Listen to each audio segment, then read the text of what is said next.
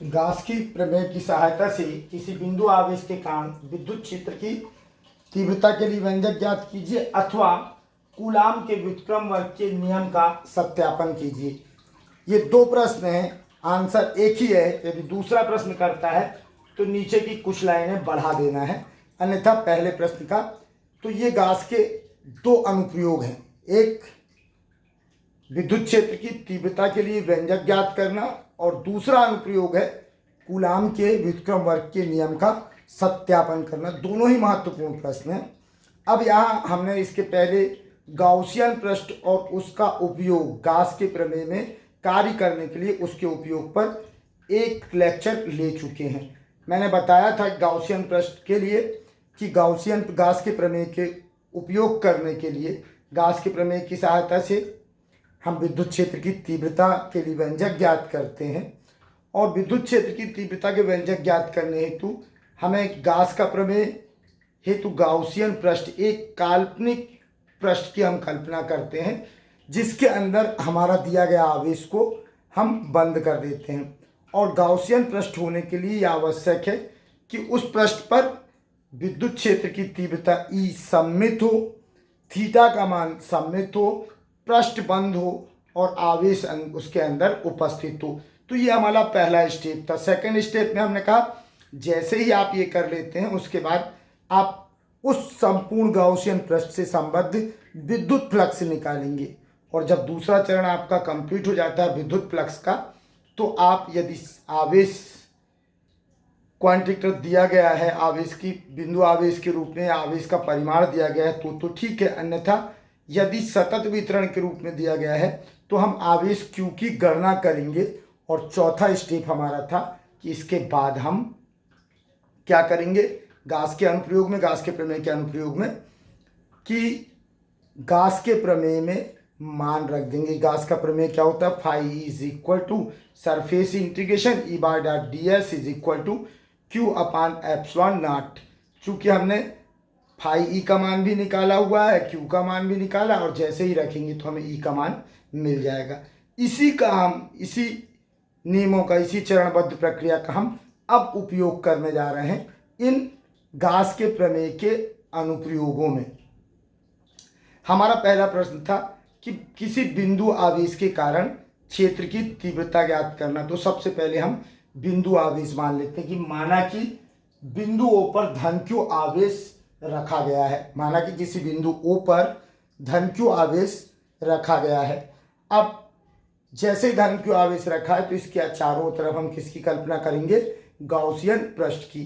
तो गाउसियन पृष्ठ के रूप में हम यहाँ पर क्या ले रहे हैं, गोला। माना कि इसे केंद्र मानते हुए बिंदु आवेश पर O पर रखे धन Q आवेश को केंद्र मानते हुए R त्रिज्या का एक गोला खींचते हैं। चूंकि हमें R दूरी पर विद्युत क्षेत्र की तीव्रता ज्ञात करनी, इसलिए हम क्या कर रहे हैं, बिंदु O पर रखे धन Q आवेश को केंद्र मानते हुए R त्रिज्या का एक गोला खींचते हैं, जिससे R दूरी पर इसकी सतह पर स्थित बिंदु P, जो कि एक सूक्ष्म क्षेत्रफल ds पर स्थित है, विद्युत क्षेत्र की तीव्रता ज्ञात करेंगे। हमने क्या कहा कि हमें माना कि किसी बिंदु O पर धन Q आवेश रखा हुआ है। इस धन Q आवेश को केंद्र मानते हुए एक R त्रिज्या का गोला खींचते हैं, जिसकी सतह पर एक सूक्ष्म क्षेत्रफल ds में एक बिंदु P स्थित है, जिस पर विद्युत क्षेत्र की तीव्रता ज्ञात करनी है। अब हमें ये बताना है कि ये जो पृष्ठ लिया गया बंद पृष्ठ है, चूंकि एक बंद पृष्ठ है, गोला एक बंद पृष्ठ है जिसके अंदर केंद्र पर आवेश Q स्थित है। दो बातें हो गई।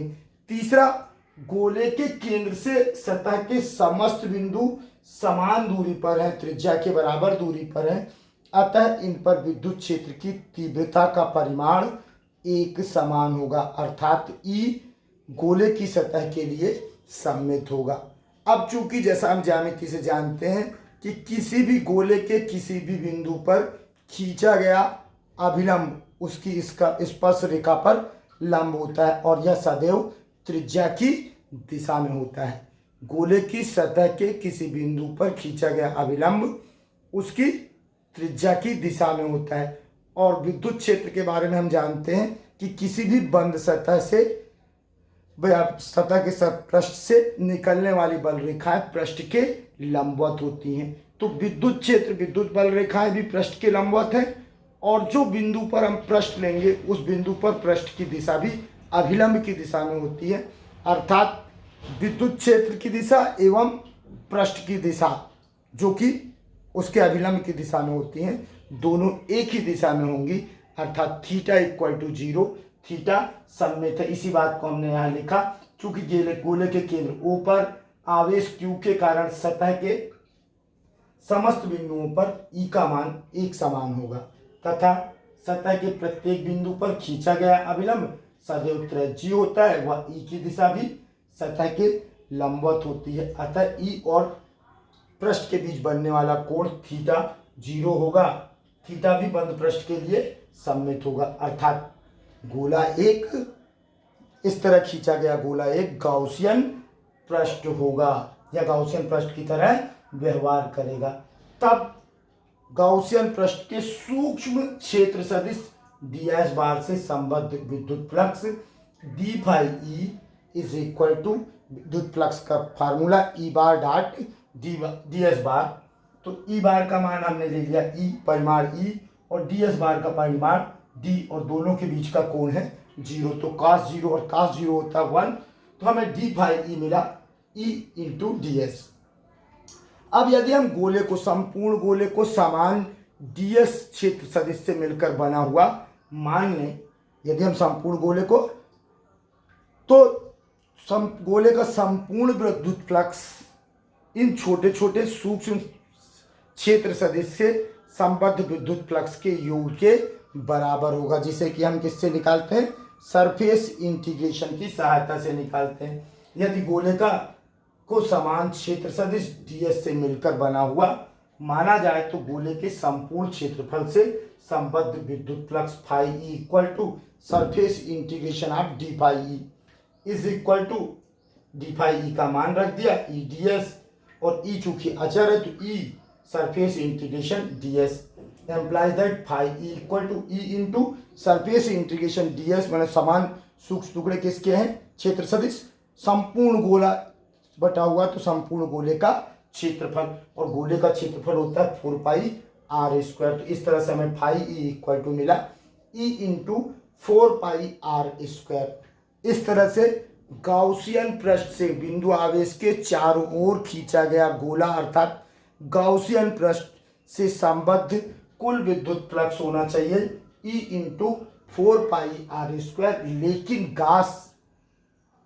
गास का प्रमेय कहता है कि किसी भी बंद पृष्ठ से जिसके अंदर आवेश Q उपस्थित है, संबद्ध या बद्ध कुल विद्युत फ्लक्स उस आवेश का 1/एप्सिलॉन नॉट गुना होता है। अर्थात फाई E इक्वल टू Q/एप्सिलॉन नॉट। फाई E का हमने मान निकाला है E into 4 pi r square. तो इसको यहाँ रख देते हैं, हमें मिल गया E into 4 pi r square is equal to Q/एप्सिलॉन नॉट।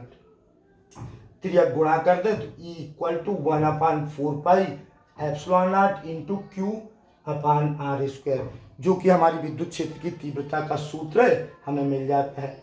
पुनः यदि यह मान लिया जाए कि बिंदु P पर, ये जो बिंदु P है, इस पर जिस पर हम विद्युत क्षेत्र की तीव्रता ज्ञात कर रहे थे, हम मान लेते हैं कि यहाँ पर एक परीक्षण आवेश Q0 रखा हुआ है, एक परीक्षण आवेश Q0 रखा है, तो निश्चित ही विद्युत क्षेत्र E के कारण इस पर एक बल लगेगा। यदि लगने वाला बल, परीक्षण आवेश पर E के कारण लगने वाला कूलाम बल F हो, तो F is equal to Q0 into Q0 into E। अब E का मान रख दे तो क्या होगा, F is equal to 1/4 pi epsilon naught into Q0/r square.